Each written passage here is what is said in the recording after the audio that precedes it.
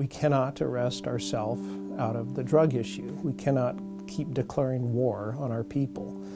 This was a war on drugs, but no drug ever went to jail.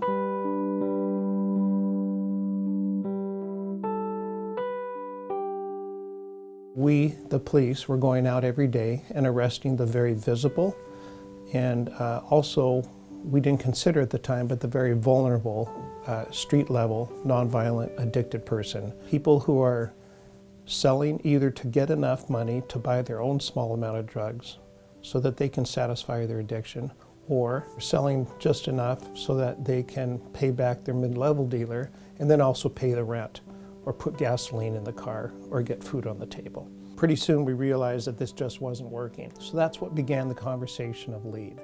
What can we do to change what's obviously a flawed approach? At point of arrest, the officer would go out, and if the person was nonviolent, non-predatory, if they had 3 grams or less of any drug, and they were amenable to treatment, they were offered jail or treatment. And about 85 to 90% of the people chose treatment. So we were born and raised as police officers. If you break the law, you go to jail.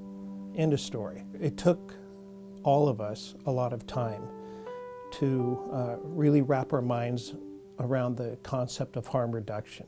Police are members of the community, and the community are the police. And they knew who needed help, and they had always been frustrated that you could only help someone by arresting them. It certainly costs less money to put someone in subsidized housing and give them job training and treatment than it does to put someone in prison. I'm not saying that LEAD is the answer. Every week we find out something that we need to fix or adjust in LEAD in order to make sure that it continues in a positive direction.